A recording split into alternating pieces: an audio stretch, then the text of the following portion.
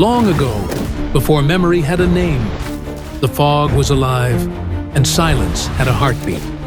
The world was wild, and man was not yet a man. Beneath the mud, something stirs. The water trembles. The air thickens. In this swamp, the hunter and the hunted share the same breath.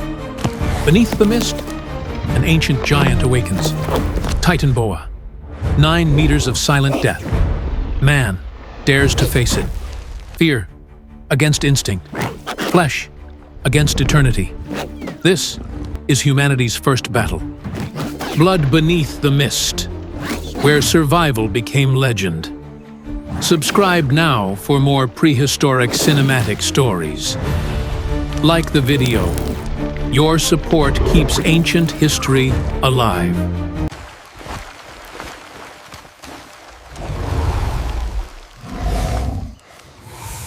Long before words were born, the world was ruled by mist and silence. The air was heavy with the smell of mud, blood, and ancient rain. Across a fog-filled swamp, shapes moved slowly. The first hunters. Their backs were bent, their hands rough, their eyes reflecting fire. They were not yet human, but no longer beasts. Their breath rose like steam in the cold morning air. Each heartbeat echoed against the still water. The reeds whispered with the passing of wind, and the earth felt alive beneath their feet. These were the first tribes, bound by hunger, fear, and memory written in instinct. Their language was gesture and gaze, a silent rhythm between life and death. They had learned to sharpen stones, to strike fire, to move as one. Their world was simple. Survive. Protect, feed.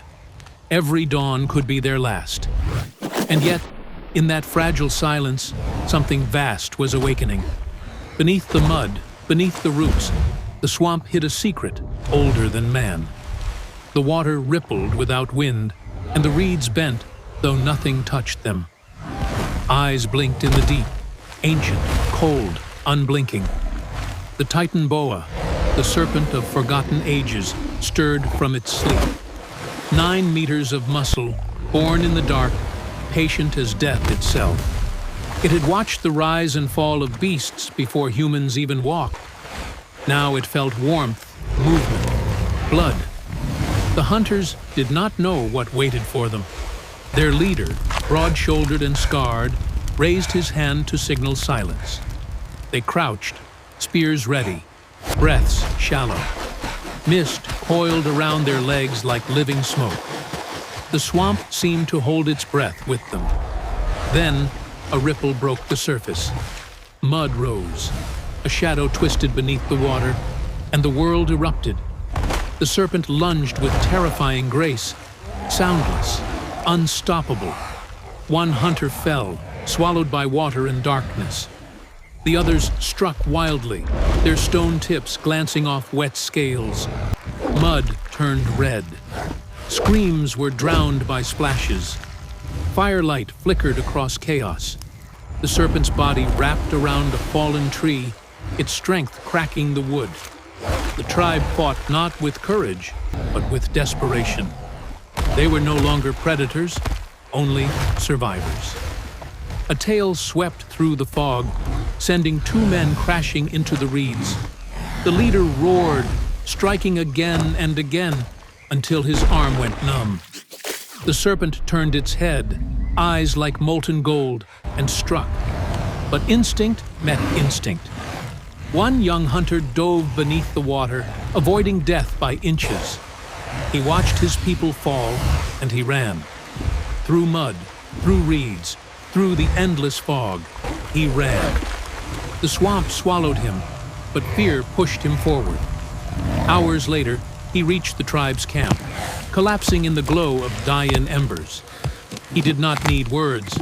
His body spoke for him. Soon the fires were lit again. Dozens of shapes rose from the darkness, gripping spears and torches. The swamp would know their vengeance.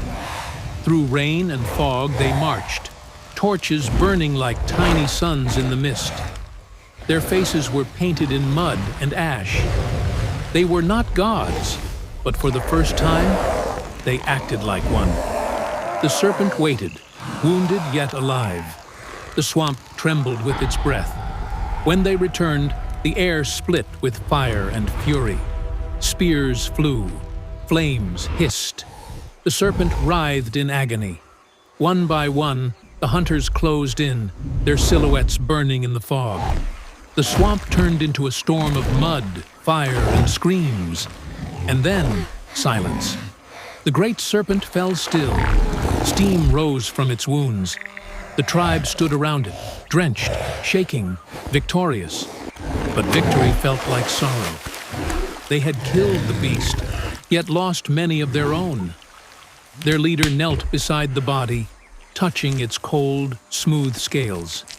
He whispered nothing, only breathed. As the rain began, they tied the serpent's body to long poles and lifted it. The weight was immense, yet they carried it together. Step by step, through fog and mud, they returned to the camp. Fires burned low as they laid the serpent upon the earth. The elders began the ritual. Stone blades sliced through wet scales, peeling the skin in long, glistening sheets. It was not cruelty. It was reverence. They believed strength lived in the flesh of what they conquered. The serpent's skin became their relic, their memory, their story. They hung it high between wooden poles where it shone in the firelight. That night, no one spoke. Only the sound of rain and breathing filled the dark. Then came movement, slow, rhythmic, wordless. The hunters began to sway around the fire, moving like smoke.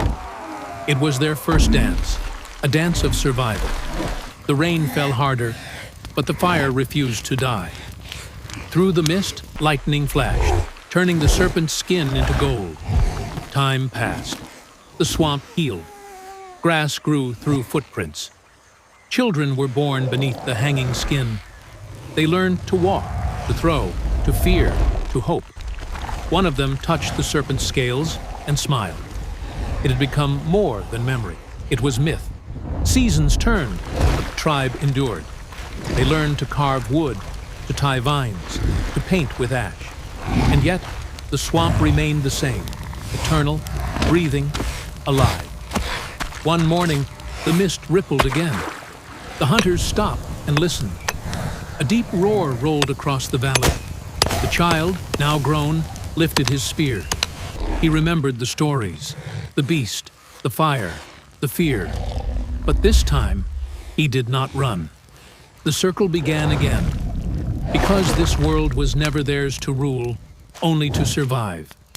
Every victory fed the earth. Every death taught it patience. And somewhere, beneath the fog, something always waited. The swamp remembers. The fire remembers. And the blood beneath the mist will always rise again.